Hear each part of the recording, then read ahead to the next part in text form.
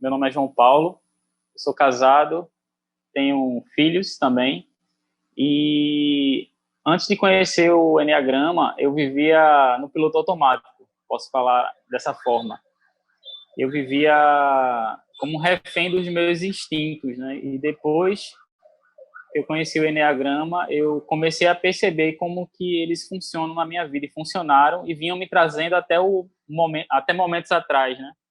E eu percebia o sofrimento, eu não percebia como um sofrimento, eu percebia como algo que era normal, né? Que aquilo ia passar. Muitas vezes eu queria falar o que eu sentia e eu não conseguia processar essa fala, e eu deixava o tempo passar e eu dizia, não, amanhã é outro dia, amanhã resolve, amanhã passa, não precisa falar sobre isso vai gerar confusão, vai gerar conflito, e era tudo que eu não queria, gerar conflito, e eu acabava gerando mais ainda, porque eu não falava, eu ficava adormecido, ficava omitindo o que estava acontecendo comigo para as pessoas que estão próximas, e essas pessoas não conseguem ler meus pensamentos para saber o que passa. Só quem sabe o que passa na nossa cabeça somos nós mesmos, né? E após conhecer o Enneagrama, muitas fichas foram caindo, assim, foi um despertar, posso dizer que foi um despertar para perceber a importância que os instintos têm na nossa vida, né? A importância de conhecer os instintos, porque até você conhecer que os instintos existem, eles te dominam, né? Eles te dominam literalmente, e você fica à mercê das emoções. E isso não me fazia bem, isso me gerava sofrimento, isso me gerava tristeza, irritação, por não saber me expressar e falar sobre isso com as pessoas próximas a mim, principalmente as pessoas mais próximas, né? Esposa, filhos, irmãos, que por eu não falar e querer que as pessoas soubessem o que estava se passando, gerava sofrimento geral para todas as pessoas, inclusive para mim. E após conhecer o Enneagrama, isso mudou, essa história mudou. Diariamente eu me percebo cada vez mais utilizando as ferramentas do Enneagrama na minha vida, na prática, porque o Enneagrama na prática é prático mesmo, a gente percebe e já começa a utilizar o que é passado para a gente de imediato. E se você gostaria de ter o controle da sua vida, né, dos seus instintos, eu super recomendo que você faça o Enneagrama na prática, e para que você possa entender como você funciona e assumir o controle da sua vida, né? Meu nome é Raquel, eu já conheci o Enneagrama, né, há uns 6 anos atrás, eu fiz alguns cursos, e agora eu entrei no Enneagrama na prática, e esse curso do Enneagrama na prática me ajudou muito na minha visão de entendimento, na verdade, sobre meu instinto, né? No caso, meu instinto autopreservação, que eu ainda tinha um pouco de dúvida. O curso me auxiliou bastante nessa direção, me direcionou, onde eu consegui visualizar e consegui muito também, devido às práticas, né, a prática dos exercícios, a vivência que a gente teve, eu consegui me libertar um pouco disso. Então, assim, foi um desenvolvimento pessoal muito grande que eu tive com o curso, e eu recomendo que façam o Enneagrama na prática. Olá, tudo bem? Seja muito bem-vinda e bem-vindo à nossa minissérie O Poder dos Instintos. E como você viu, assim como o João Paulo e a Raquel, você pode também já ter passado por momentos na sua vida em que você se percebeu nessa espécie de piloto automático, onde às vezes a gente simplesmente vai vivendo a vida, fazendo coisas sem mesmo perceber por que a gente continua repetindo esses padrões. É incrível como a gente começa a acreditar que existe o certo normal. Ah, mas por que isso acontece na vida? Porque isso é normal. Ah, mas por que eu ajo dessa maneira? Porque é normal, é do jeito que eu sou. Ah, é por que eu percebo que as pessoas reagem assim comigo? Ah, porque deve ser normal. Só que quem foi que disse para você que existe esse padrão de normal?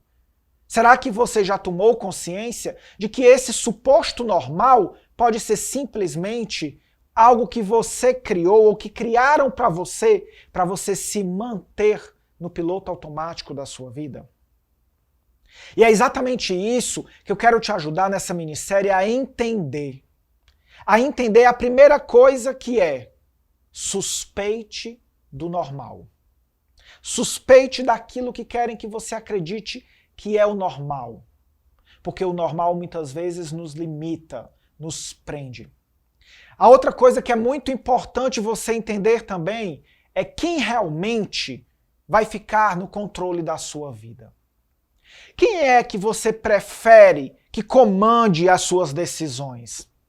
São os seus instintos, seus impulsos, a fera que habita dentro de você, a parte animal, que a única coisa que ela se preocupa é em sobreviver, é em atender uma necessidade imediata? Ou quem vai assumir o controle da sua vida é você como ser empoderado, consciente, capaz de fazer escolhas que te farão cada vez mais feliz? Talvez quando você entender um pouco mais sobre qual é realmente o poder dos instintos agindo na sua vida, você conseguirá compreender e até encontrar a resposta para algumas perguntas que você pode estar se fazendo até hoje. Como, por exemplo, por que por mais que eu me esforce, eu nunca consigo economizar, guardar dinheiro, construir um patrimônio, André? Parece que toda vez que eu vou receber um dinheiro, aparece uma dívida, uma conta, o dinheiro se esvai. Por que quando eu entro em um relacionamento amoroso, sem eu querer, eu já me flagro focando a minha vida nesse relacionamento e eu começo a me afastar dos meus amigos, da minha família, inclusive às vezes vira até motivo de piada. Ih, fulano começou a namorar, a gente encontra ela ou ele quando terminar o namoro agora.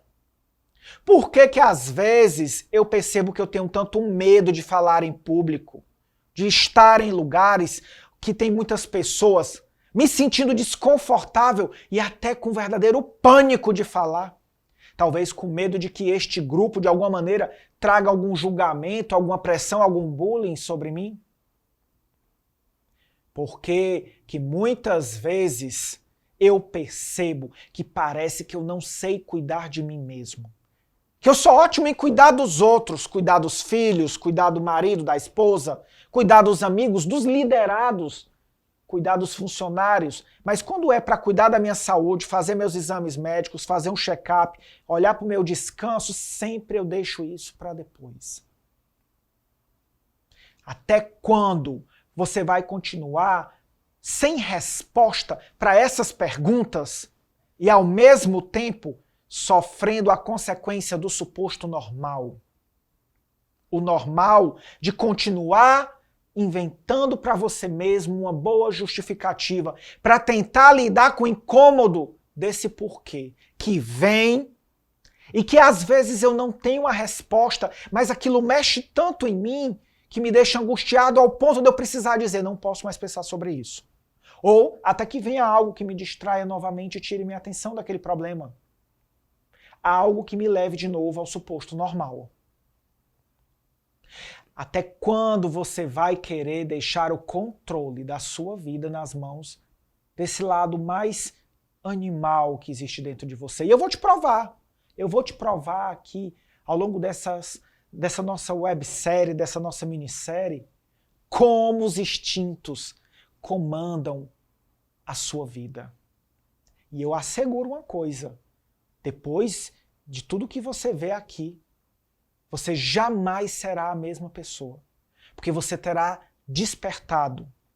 Despertado para quê? Já vem com aquele papo de que eu tenho que elevar a minha consciência. O que é? Não, despertado para perceber uma única coisa. De que você tem todos os recursos para fazer todas as mudanças que você deseja. E que você até hoje não tinha acesso a isso, porque você estava acreditando que isso era normal.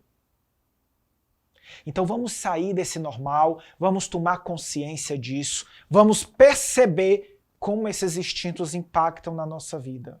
Vamos perceber qual é o preço que a gente paga por deixar esses instintos, esse normal, esse piloto automático agir sobre nós. Meu nome é Matheus, eu fiz o curso Enneagrama na Prática com o André, e uma das coisas que mais me chamou a atenção no curso foi exatamente a abordagem que ele traz, né? A abordagem de trazer questões práticas no dia a dia e mostrar que a partir dali você pode trabalhar, se desenvolver e se aperfeiçoar. Uma das coisas também que mais me chamou a atenção foi a questão dos instintos, né? Porque foi um divisor de águas para mim. Eu era muito confuso, ficava muito na dúvida a respeito do meu perfil, e entender sobre os instintos me permitiu saber qual era a minha estratégia de sobrevivência. E a partir dos instintos, eu pude entender que uma das coisas que mais me impedia eram minhas questões nos relacionamentos amorosos. Eu percebia movimentos de agressividade, percebia movimentos de impulsividade, coisas que me impediam de me desenvolver. Acabava deixando muitas coisas de lado também, como a questão do autocuidado, deixava questões pessoais também em segundo plano, acabava não me permitindo me envolver em grupos, entre pessoas, em reuniões, exatamente porque eu acabava me autossabotando. E essa minha autossabotagem me impedia muito de crescer e desenvolver. Hoje, tendo conhecimento do Enneagrama na prática, sabendo exatamente o que eu preciso fazer e entendendo melhor ainda o que eu preciso aperfeiçoar, hoje eu consigo levar isso de uma forma muito mais tranquila, muito mais harmônica e muito mais positiva, trazendo mais questões agregadas para o meu crescimento pessoal e para o meu crescimento profissional também. Então, eu recomendo para você, que tiver interesse, que faça o curso Enneagrama na Prática. Bom, então, diante do que o Matheus nos disse, você percebe o impacto que isso tem na nossa vida, né? E eu quero trazer mais consciência para você sobre esse poder que está aí. Mas antes de começar, deixa eu me apresentar, né? Porque eu fico às vezes tão empolgado em falar sobre isso, em trazer as pessoas para a consciência, que às vezes eu até esqueço um pouco. Mas eu acho que é importante você saber quem eu sou. Eu sou André Guimarães e eu já trabalho há mais de 15 anos com essa ferramenta tão poderosa que é o Enneagrama. E o Enneagrama nos ajuda a compreender quem somos nós, quem são os outros. É o sistema psicológico mais assertivo que pode haver. Vai por mim. Quando você conhecer, você vai entender muito bem todas as respostas para as perguntas que você sempre se fez. E ao longo desses 4 dias, eu nem vou falar do Enneagrama como um todo. Eu vou focar principalmente nos instintos, que é uma parte desse Enneagrama. O Enneagrama dos instintos. Mas isso já vai ser suficiente para causar uma grande revolução positiva na sua vida. E se você percebe que hoje está na hora de você viver uma revolução positiva na sua vida, de você encontrar respostas, de você, na realidade, encontrar saída para alguns conflitos ou dificuldades que você está tendo de relacionamentos, seja com você mesmo, seja com os outros, pode ter certeza que aqui é o seu lugar. E eu já venho atuando há mais de 15 anos ensinando o Enneagrama. Hoje eu tenho o prazer de ser o coordenador da coleção de livros da editora Líder nesse tema, já tendo estado à frente de 4 obras e podendo participar tanto como coordenador como coautor, ajudando as pessoas a terem um conhecimento prático dessa ferramenta, porque essa é minha grande missão. Te ajudar a colocar essa ferramenta maravilhosa do Enneagrama de forma prática, concreta na tua vida. Não só através de exemplos, mas acima de tudo, através de técnica, através de ferramentas desenvolvidas ao longo desses anos todos trabalhando com pessoas. E é isso que eu quero te agregar ao longo dessa jornada. Então, se você estiver pronto para aprender mais, se você estiver pronto para experimentar uma nova perspectiva. E outra coisa, se você estiver pronto para aprofundar nesse conhecimento, porque se você já conhece o Enneagrama, eu também digo para você, seja muito bem-vindo e bem-vinda. Vamos aprofundar, vamos mergulhar mais, porque o conteúdo que eu estou para trazer aqui é um conteúdo que vai ajudar as pessoas que nunca tiveram nenhuma experiência de autoconhecimento a despertarem e já promoverem uma mudança significativa na sua vida, E aquelas pessoas que já conhecem o Eneagrama, com certeza, verão uma abordagem completamente diferente e profunda desse tema tão rico que é os instintos do Eneagrama. Então, vamos entrar um pouco nesse conteúdo, vamos entender um pouco mais quais são os instintos e como é que esses instintos impactam na nossa vida. Nós todos temos 3 instintos. O instinto de conservação, também conhecido por alguns como autopreservação. Esse instinto, a grande finalidade dele é nos fazer criar estratégias para sobrevivermos às dificuldades da vida. Só que o que é sobreviver para esse instinto é ter conforto e segurança. Nós vamos ter o instinto de participação, também chamado de social, e é o instinto que nos faz querer participar de algo maior. Seja um grupo, seja uma causa social, seja mesmo a sensação de ser parte da humanidade. Não importa qual é o grupo que eu faço parte. O que importa é eu ter a sensação de que este grupo é uma peça-chave, porque quando eu estou conectado a ele, eu me sinto maior do que eu sou, mais forte do que eu sou, pois o grupo se torna uma estratégia de sobrevivência para mim. Da mesma maneira, nós vamos ter o terceiro instinto, que é o instinto de conexão, ou instinto sexual. Esse instinto de conexão, como já diz o nome, ele busca fazer com que a gente crie conexão entre as pessoas. E aí, através dessa conexão, eu elejo pessoas as quais eu considero VIPs na minha vida.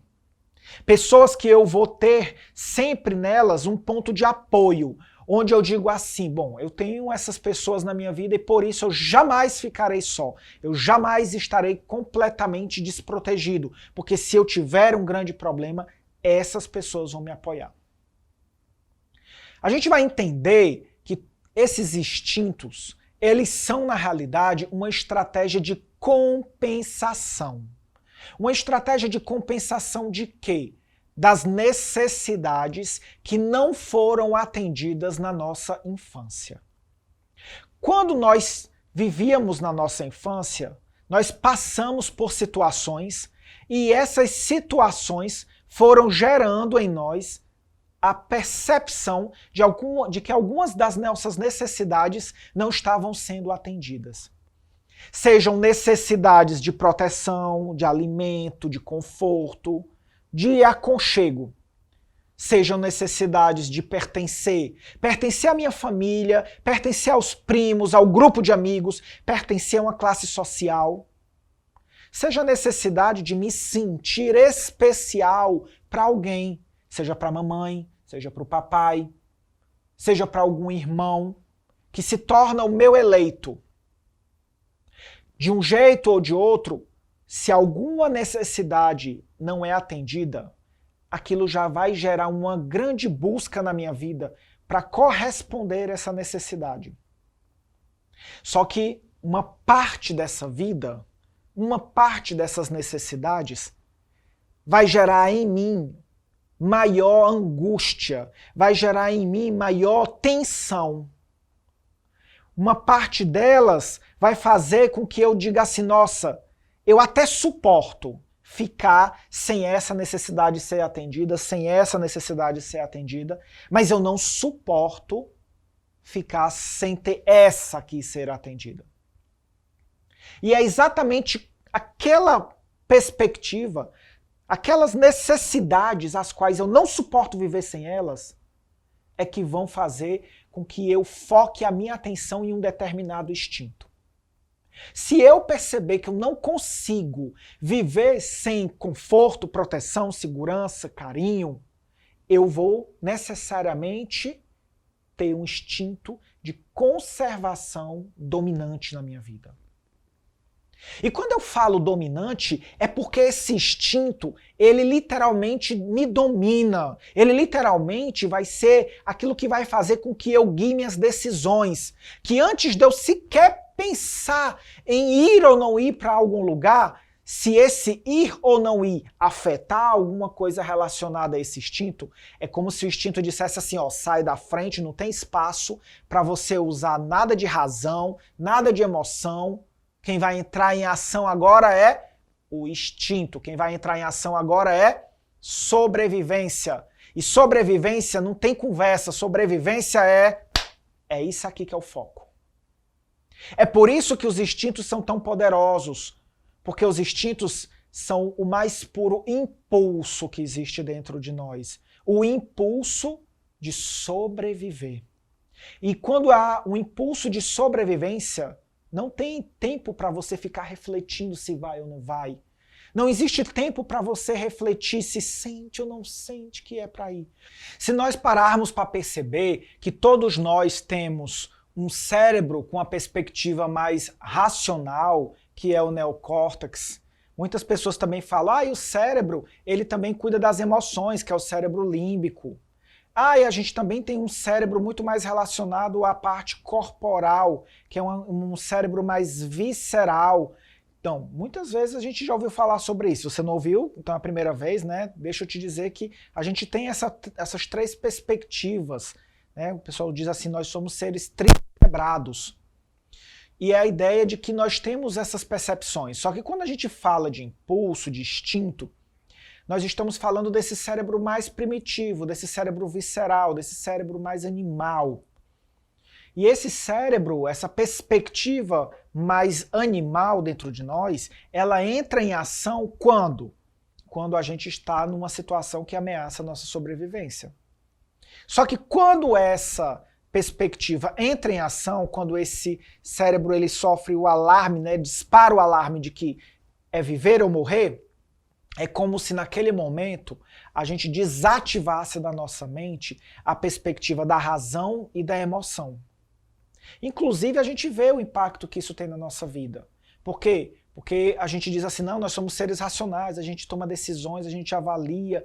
Mas só que esse cérebro racional, essa capacidade de tomar decisão, de ter atitudes racionais, na realidade só consegue acontecer quando não existe nada interferindo no límbico e nem no visceral. Então, quando a gente está sob a influência de alguma coisa ou alguma situação que mexe muito com as nossas emoções, quem toma a frente é o cérebro límbico. É como se ele dissesse assim, olha, cérebro racional, fica aí de lado, porque agora é a hora das emoções tomarem conta.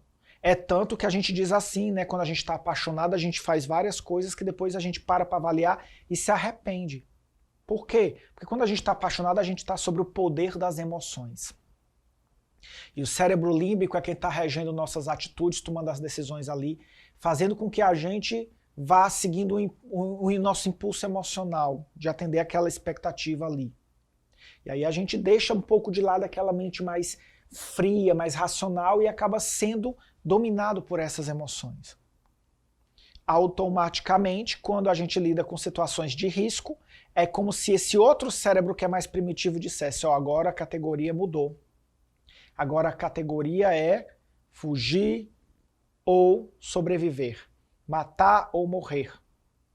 Então, agora não dá tempo de ficar sentindo nada e não dá tempo de ficar pensando em nada. A gente tem que agir para garantir que a gente sobreviva. E é por isso que os instintos são tão impactantes.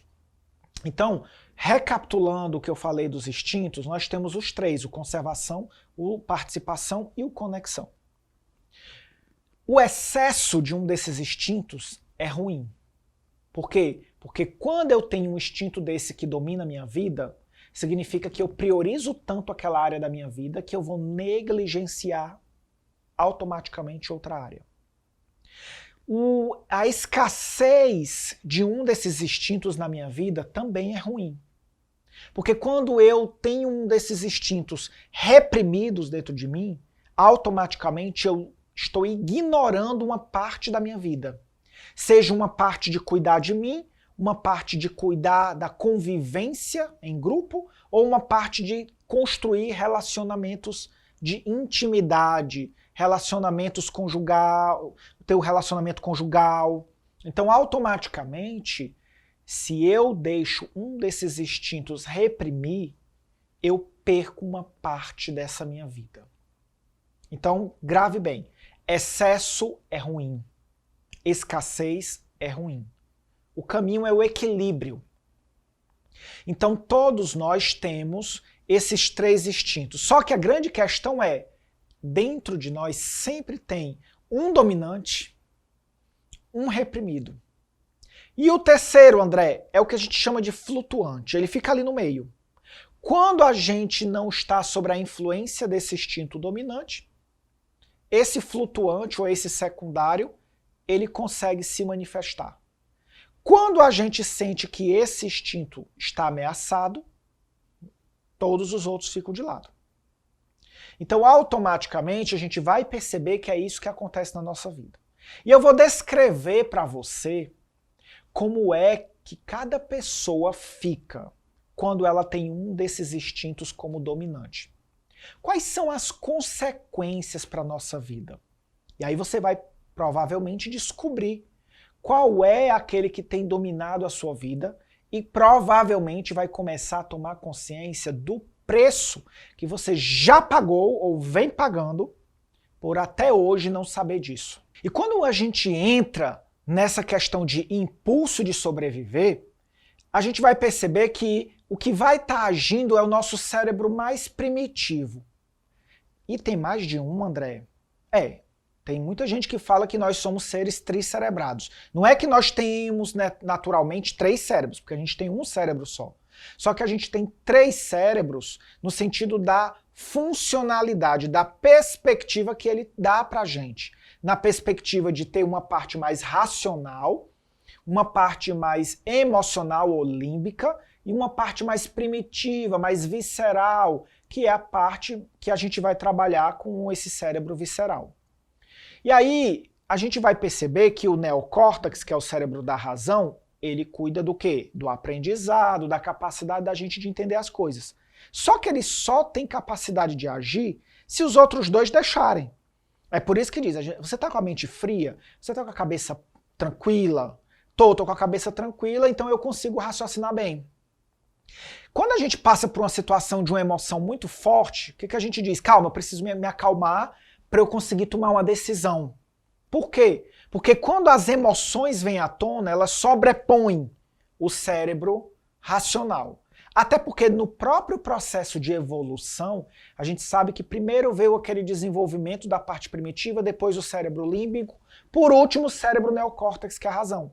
Então é como se dentro deles houvesse uma ordem de prioridade. Tipo assim, o neocórtex é o mais eficaz, porém é o que menos apita no negócio.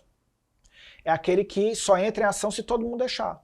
Quando o límbico, que é o das emoções, diz nós estamos com um problema emocional. Então, peraí, que as emoções têm vez, têm voz. É por isso que é tão desafiante para a gente conter essas emoções. E emoção que eu falo tudo. Eu falo raiva, falo tristeza, falo alegria. É por isso que quando a gente está apaixonado, a gente faz coisas que depois a gente diz, onde é que eu estava com a cabeça quando eu fiz isso? A sua cabeça estava no cérebro límbico. Estava agindo na perspectiva emocional. E aí o cérebro racional não tinha espaço para ele naquele momento. E quando o cérebro visceral ou instintivo entra em ação, os outros 2 se calam. É como se ele dissesse assim, olha, eu estou aqui, não estou agindo porque não tem necessidade. Porque eu só entro em ação quando o negócio se resume a viver ou morrer. Porque aí não é mais o lado humano, é o lado animal. E como qualquer animal que nós também somos, diante de uma ameaça de morte, a gente reage. E aí o que acontece? Quando a gente se sente ameaçado, quando a gente percebe que nós, de alguma maneira, podemos não sobreviver àquela situação, o cérebro primitivo diz, não dá tempo de sentir nada e não dá tempo de pensar sobre isso. É hora de agir, porque aqui ou você corre ou você sucumbe. Ou você ataca, ou você é atacado. É matar ou morrer. Obviamente que não precisa necessariamente ser uma situação onde eu sinta que eu vou morrer de verdade. Mas o que importa é como é que dentro de mim aquilo funciona. Então eu vou dar um exemplo prático para você. Você, por exemplo, está num relacionamento com alguém e aí você percebe que você gosta muito daquela pessoa e a relação está ótima, você está vivendo em paz, seu cérebro racional está interagindo, vocês conversam, vocês aprendem, vocês têm espaço para dialogar, para entender um ao outro. E aí, por algum motivo, alguém da relação começa a ter alguma crise de ciúmes. faz alguma raiva, ou você que está ali naquela relação, de repente, flagra a outra pessoa traindo você, fazendo algo que vai te afetar. Naquele momento as emoções vêm e tomam conta de você. E aí você vai ver que você vai ter uma atitude diferente do que você acharia que seria capaz de ter. Pode ser uma atitude no sentido até de ser, às vezes, agressivo, direto, de botar um fim naquela relação, ou de você que se acha tão seguro de si, ver um momento de medo, de insegurança, de tentar fazer de tudo para não perder a pessoa.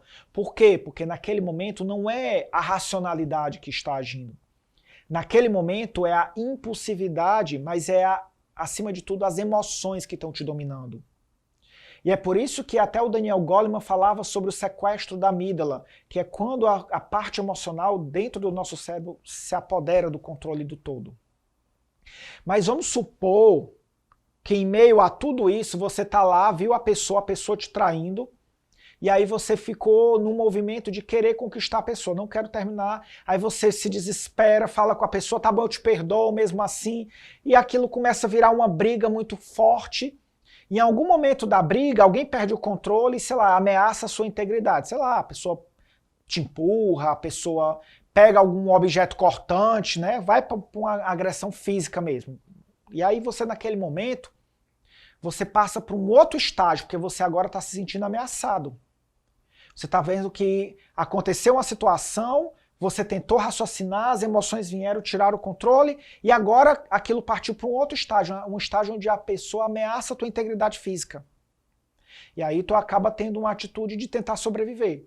Essa atitude de sobreviver, esse impulso de sobreviver, pode ser partir para cima da pessoa, para tentar tirar a arma dela, pode ser correr para tentar fugir, ou pode ser simplesmente ficar tão em choque com tudo que está acontecendo que você literalmente paralisa de medo. Então, a gente tem aí 3 estágios diferentes do que pode acontecer, onde o cérebro racional age. E por que na hora eu não penso sobre tudo? Porque na hora que eu vi aquela situação, eu fui tomado por uma tristeza.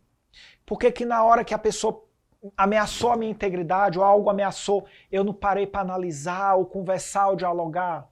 Porque naquele momento, quem tomou conta de mim foi o instinto, foi o impulso de sobreviver.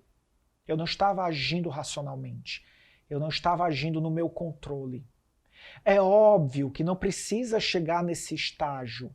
A gente vai ver que o instinto ele vai atingir você em muitas situações do dia a dia. E eu vou te provar essas situações do dia a dia quando eu começar a te explicar que como é que eu fico quando eu tenho cada um desses instintos como dominante. Eu vou perceber o quê? Que um desses instintos vai dominar a minha vida. Um desses instintos vai ser aquele agente disparador que vai fazer com que eu tenha as atitudes mais impensadas, mais irracionais, mais impulsivas, das quais depois eu vou acabar me arrependendo. E é muito importante a gente entender o quê? Que o excesso de um instinto é negativo para mim. A escassez de um instinto também é negativo. E no Eneagrama a gente costuma dizer que quando o instinto está excessivo, ele é dominante. Quando o instinto ele é escasso, ele é reprimido. E nós temos esses 3 instintos, o conservação, o participação e o conexão. Então, se um é dominante, André, o outro é reprimido, o terceiro é o quê? É o que nós chamamos de flutuante. É aquele que só vai entrar em ação quando o dominante deixar. Quando o dominante dá espaço. André, mas a regra é essa? Tipo, sempre o conservação é o predominante, o participação é o flutuante e o conexão é o reprimido? Não. Eles vão estar organizados dentro de cada pessoa numa maneira única. Então, para algumas pessoas vai ter o conservação dominante, o participação flutuante e o conexão reprimido. Para outra pessoa você pode ter o conexão dominante, o conservação flutuante e o participação reprimido. Então eu vou ter situações que, dependendo de cada pessoa, Esses instintos eles estão organizados numa hierarquia específica.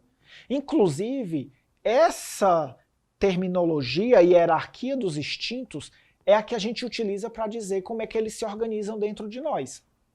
Então, sempre que você ouvir alguém falando qual é a hierarquia dos seus instintos, ela quer saber, essa pessoa, qual é o seu instinto que é dominante, qual é o flutuante, qual é o reprimido dentro de você. E aí o que é que vai acontecer? Quando eu olho para a pessoa, o que é muito importante para eu perceber? Qual é o dominante dela? Porque o dominante já diz, é onde ela vai focar a vida dela. É onde ela vai garantir que toda a atenção dela esteja. E se eu tenho um instinto de conservação dominante, o que acontece na minha vida? Acontece que eu me torno uma pessoa ansiosa, preocupada, uma pessoa sempre pensando no futuro, uma pessoa que está sempre achando que algo pode atentar com a minha vida e minha integridade. Então é aquela pessoa que quando sai de casa sempre anda com o carro com o vidro levantado, é aquela pessoa que gosta de rotina, de organização, é aquela pessoa que faz um planejamento financeiro, sempre pensando que no futuro ela vai precisar de conforto, segurança e estabilidade. É aquela pessoa que jamais troca o certo pelo duvidoso. É aquela pessoa que vai ter muitas necessidades de conforto também. Então, uma pessoa que ela é conservação, ela diz, olha, eu trabalho para conservar o meu estado de conforto. Eu trabalho para ter o meu travesseirinho gostoso. Eu gosto de dormir naquele colchão especial que eu comprei. Eu só durmo no lugar que tem ar-condicionado. Eu gosto de comer um tipo específico de comida que faz bem para o meu corpo ou que faz sentido, que me dá prazer, que me dá satisfação. E eu trabalho muito, normalmente as pessoas que são conservação dominantes, elas trabalham muito. Trabalham por quê? Para ter dinheiro, para poder atender às necessidades. E o foco dessas pessoas é atender primeiro às próprias necessidades. Inclusive, existe aí por trás desse instinto dominante um aspecto que a gente costuma dizer que todo instinto tem uma sombra por trás dele. O que é essa sombra? A sombra é aquele lado que não é tão positivo. É aquele lado como se fosse assim, a outra face da moeda. O excesso desse instinto de conservação traz uma sombra para mim de egoísmo. De que normalmente as pessoas, quando têm esse instinto dominante, elas pensam primeiramente nelas. Elas dizem, primeiro é minha sobrevivência. Você já conheceu alguém assim? Será que você é assim? Vamos, seja bem honesto, bem honesta. Aqui não adianta você estar se iludindo, mas não é tão assim, André. Olhe para dentro de você. Se você reconhece que você tem essa grande preocupação, essa ansiedade com o futuro, pare para refletir quantas e quantas vezes as pessoas te chamam para ir para um lugar e tu diz, não tô afim, porque não é confortável para você. Quantas vezes no seu relacionamento conjugal a outra pessoa quer algo e você diz, eu não gosto de comer essa comida, eu não gosto de ir para esse lugar, não me sinto confortável ali. Não vai, simplesmente não vai. E aí você acaba priorizando o quê? As suas necessidades em primeiro lugar. E outra coisa, né, gente? Se você é conservação dominante, você sabe uma coisa. Quando você tá solteiro, é até difícil arranjar alguém. Por quê? Porque a sua agenda já fica tão bonitinha, tão organizada, né? Com a sua academia, com a sua alimentação, com seus hobbies, com suas coisas, que quando você pensa em encaixar outra pessoa naquela agenda, já dá um trabalho medonho. Aí você diz assim, será? Meu Deus do céu. Será que eu encaixo? Né? Talvez isso seja uma coisa que você já tenha passado antes. Então, ter esse instinto em excesso causa essas consequências. E o participação em excesso causa o quê? O participação em excesso causa uma pessoa cheia de compromissos, uma pessoa extremamente agitada, uma pessoa que conhece todo mundo, mas que tem que estar o tempo todo provando para essas pessoas que é legal. Tem que estar o tempo todo provando para as pessoas que ela é merecedora de fazer parte daquele grupo, de que ela tem que ter o status do reconhecimento. E isso exige muito delas, porque elas estão sempre buscando a aprovação e a validação das pessoas do grupo. Elas se sentem também muito responsáveis por esse grupo. E aí diz assim, hoje eu não queria ir para o evento da igreja, hoje eu não queria ir para a reunião dos meus irmãos, toda semana a gente se reúne lá na casa do papai e mamãe, mas hoje eu estou cansado.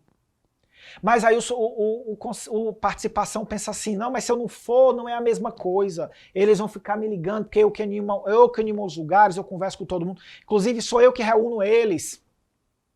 Se eu deixar de ir agora, pode ser que no outro final de semana, outro deixe de ir, depois outro deixe de ir, daqui a pouco todo mundo deixou de ir. E aí eu passo a me sentir como sendo aquele elo de ligação do grupo, tendo a responsabilidade de manter o grupo vivo. E isso traz um peso enorme.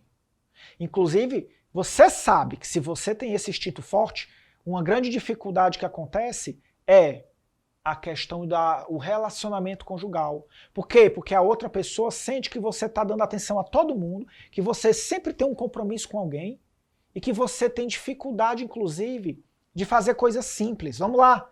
Quando a pessoa chega e diz assim, vamos pro cinema? Aí qual é o seu ímpeto?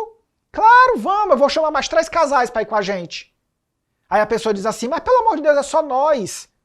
Aí o que o participação dominante pensa? Mas só nós pro cinema é melhor o quê? É melhor a gente ir com 3 casais, que depois a gente sai, vai para um restaurante, conversa, interage, fala do filme, ri. É muito mais divertido. Para você pode ser interessante, né? Mas você já parou para pensar como isso afeta o outro, a outra pessoa? Como isso pode gerar na outra pessoa a sensação de que ela nunca é bastante para você? Pois é, isso é uma das consequências. Sem falar que esse instinto ele vai ter uma sombra. A sombra da soberba. A sombra de querer ser alguém reconhecido, admirado no grupo. A sombra de ter que ter essa aprovação, esse reconhecimento. De que sabe que lá no fundo tem muitos momentos que você gosta de se sentir visto, admirado, né? Até lá dentro existe talvez uma necessidade de se perceber maior do que os outros. Mas isso aí é assunto para outra história. E o conexão dominante, já diz o nome. Eu quero me conectar com as pessoas. E a pessoa, quando ela é conexão dominante, ela gosta de falar olhando no olho. Ela gosta de pegar nas pessoas. Ei, fulano, vem cá. Ah, meu amigo, dá um abraço aos amigos, cutuca, brinca. Porque é criar conexão. Uma pessoa conexão dominante gosta de ter intimidade com as pessoas. E aí solta brincadeira, faz trocadilhos, vai testando aquela relação e ao mesmo tempo vai com uma certa espontaneidade envolvendo as pessoas e as pessoas começam a dizer, nossa, eu me sinto íntimo da pessoa. Eu me sinto à vontade de falar qualquer coisa, de brincar, de tirar a brincadeira também. Porque a pessoa, quando ela é conexão dominante, ela vai gerando esse magnetismo. E elas são pessoas magnéticas. Quando elas entram no lugar, elas chamam a atenção. Elas vibram, elas pulsam, elas têm um brilho no olhar. Você percebe muito fácil quando a pessoa conexão chega no lugar. Porque ela tem essa presença. Seja homem ou mulher, a pessoa se faz presente. Seja na maneira de se expressar, seja nas roupas chamativas, seja num corpo mais atraente, que é utilizado como uma maneira de atrair a visão das pessoas para ela. Porque aí eu faço o quê? Eu crio um magnetismo ao meu redor, as pessoas querem estar perto e eu escolho os VIPs. Eu escolho os coloridos. Colorido? É. As pessoas com conexão dominante, elas têm os coloridos. O que acontece? Quando chega no lugar, se você é conexão, você sabe do que eu Se você é conexão, você sabe do que eu estou falando. Quando você chega num lugar, numa festa, aí você entra lá, você não conhece quase ninguém. Aí o que acontece? Se você não conhece ninguém, você passa aquele olhar para todo mundo ali, e é como se fosse aquela grande multidão preta e branca. Aí você vê uma pessoa ali. Uma pessoa que de alguma maneira tu se sentiu mais à vontade de chegar perto dela. Ou porque ela sorriu para você, ou porque simplesmente você vai. E aí você começa a puxar assunto, você começa a rir, brincar, e daqui a pouco você sai amigo da pessoa no final da festa. E aí, às vezes, essa pessoa que tu fez amizade tem 3, 4 amigos ou amigas, e aí quando termina a festa, chega alguém e diz assim, e a pessoa fulana, a cicrana, e não sei quem. Aí você diz, quem? Menino, tu passou a noite todo dia conversando com a pessoa A, no mesmo grupo que tava a B, a C, a D, eu perguntei da D, tu não sabe quem é a D? Aí tu diz, nossa, quem é, meu Deus, não sei. Aquela pessoa que tava com aquela roupa preta, Era preta a roupa dela? A pessoa, não, não era preta, era vinho. Ah, era vinho, era escura, eu lembro que era escura. Por quê? Porque é uma pessoa preta e branca para você. Porque quando você tem um instinto de conexão forte, o que é que acontece? Você fareja. Não, é mais do que farejar, inclusive. É sentir uma atração magnética. É inconsciente. Você encontra os iguais. Você olha para as pessoas que não têm esse instinto forte e você diz, ai, pessoa monótona, sem vida, apagada. Ai, me cansa essa pessoa. Até a conversa dela me cansa. Aí você chega perto de outra pessoa que é conexão dominante, você diz, nossa, que pessoa interessante. Ai, me adorei conversar, puxar um assunto, outro. Pessoa alegre, ri, espontânea. Fala uma loucura, mas adoro. Então, você vai criando a conexão com aquela pessoa, sem saber por quê. Aí vem uma coisa super interessante dos instintos. Isso, na realidade, não acontece só com conexão. Uma pessoa conservação vai se sentir atraída a querer conhecer uma pessoa conservação. Uma pessoa participação vai adorar conhecer uma pessoa também participação. Uma pessoa conexão dominante vai adorar conhecer uma pessoa também conexão dominante. É dos instintos que vem aquele ditado, não sei se você já ouviu, que diz assim, não fui com a tua cara? Ah, eu não sei o que foi que aconteceu, meu santo não bateu. Por quê? Não sei, eu nem conheço a pessoa, mas olhei para a cara dela, não fui com a cara dela. Por que que não foi com a cara dela? Porque provavelmente o instinto que a pessoa tem, que é dominante nela, é reprimido em você. Ou o contrário, o seu instinto dominante é reprimido no outro. Então, eu sou uma pessoa conexão dominante, forte nisso, gosto de intimidade, gosto de ser espontâneo, brincar, tirar brincadeira, aí eu encontro uma pessoa que tem esse instinto reprimido. O que que acontece quando a pessoa tem um instinto reprimido? O oposto. Se eu falo que o instinto é reprimido, significa que ela tem a ausência desse instinto nela. Então uma pessoa com instinto de conexão reprimido vai ser o quê? Uma pessoa que tem dificuldade de olhar no olho, uma pessoa que tem dificuldade de ser espontânea, de tirar a brincadeira, não gosta de estar na frente das coisas, é retraída, é tímida, reservada. Aí o que que eu faço? Eu nem percebo essa pessoa. Ou se eu sou obrigado a lidar com ela ou perceber essa pessoa, eu digo, ai, pessoa me cansa.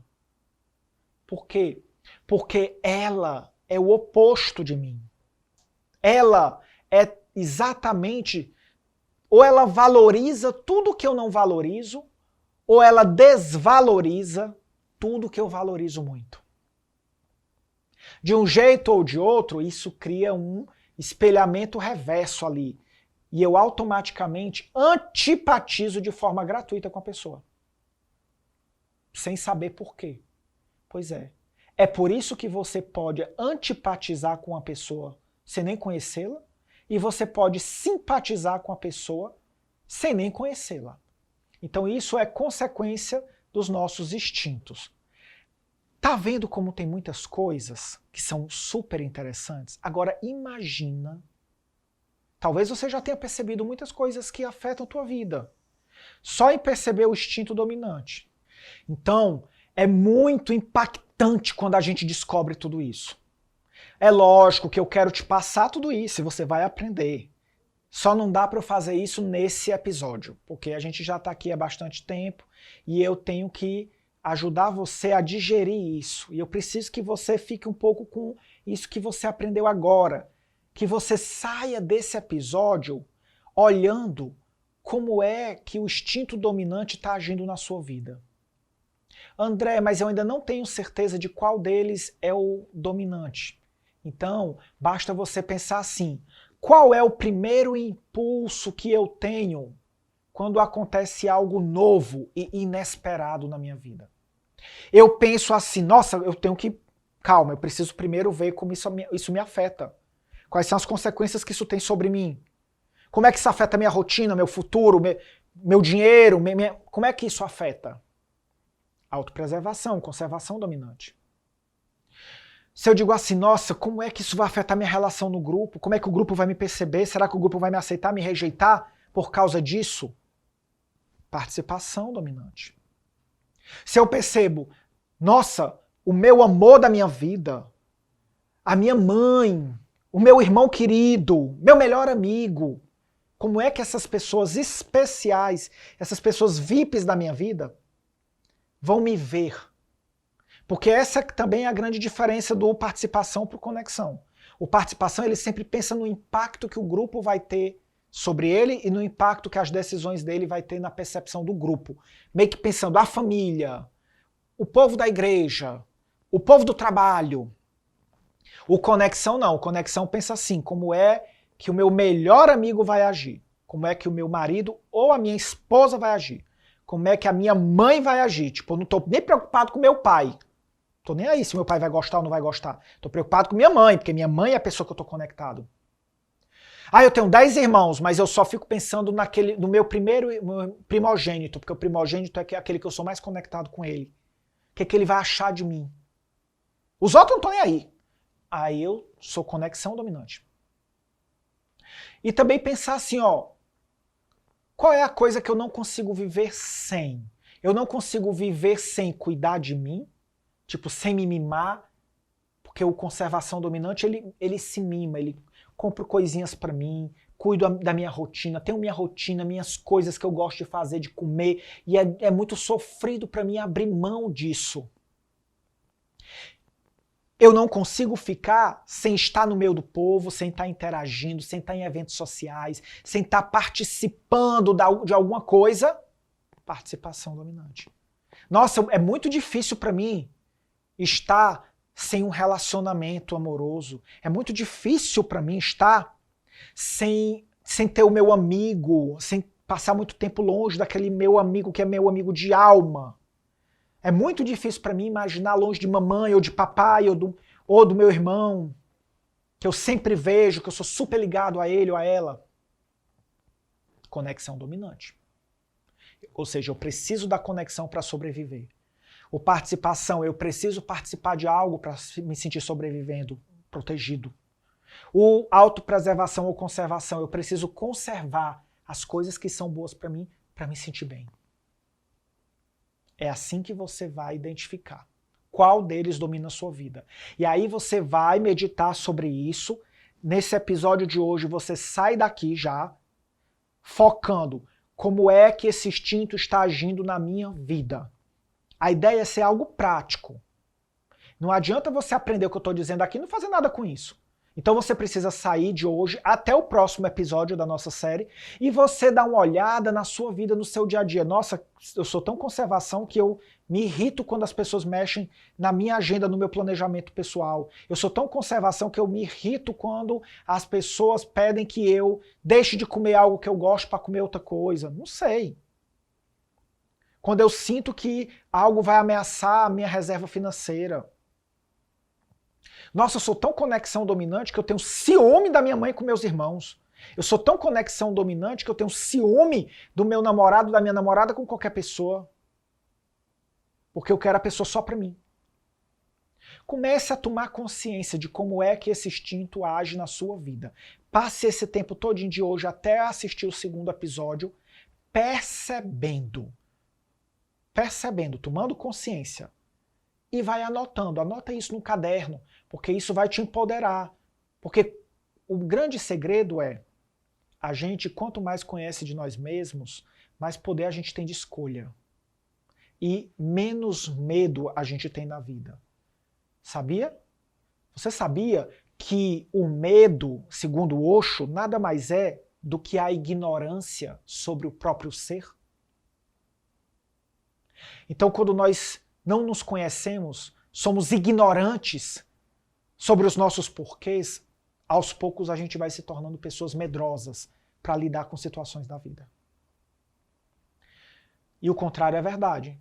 Então, adquira mais coragem, adquira mais força, mais poder. Assuma o controle da sua vida. E o primeiro passo é ter nome às coisas. Tome consciência de quando os instintos estão agindo e como eles agem e interferem na sua vida. Tudo bem? E aí a gente viu nesse nosso episódio um pouco dos depoimentos que foram bem interessantes. Você conheceu um pouco da minha trajetória, né? Descobrindo como eu já trabalho com o Enneagrama há bastante tempo. Nós aprendemos o quanto os instintos são uma estratégia de compensação das necessidades que não foram atendidas na infância, e que esses instintos se dividem em 3 categorias: o conservação, o participação e o conexão.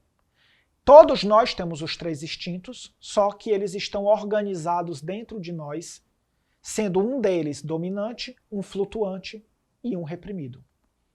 E essa estrutura interna, essa hierarquia desses instintos, vai definir grande parte das decisões e da maneira como eu ajo no mundo.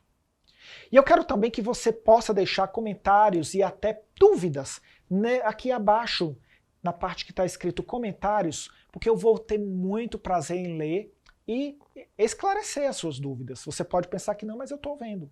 Então deixa aqui, escreve as dúvidas que ficaram, porque eu vou ter muito prazer de responder para você e de ajudar a ir tomando consciência, né, te ajudar nesse processo de tomada de consciência.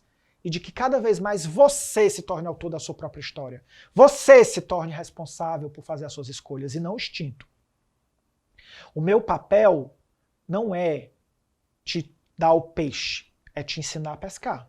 Para que você pesque, para que você siga na sua jornada. Então, eu te espero no próximo episódio, onde eu vou falar sobre qual é o impacto desses instintos no relacionamento conjugal, na vida profissional. Eu vou ficar muito feliz de ter você comigo no 2º episódio da nossa minissérie O Poder dos Instintos. Até o próximo episódio.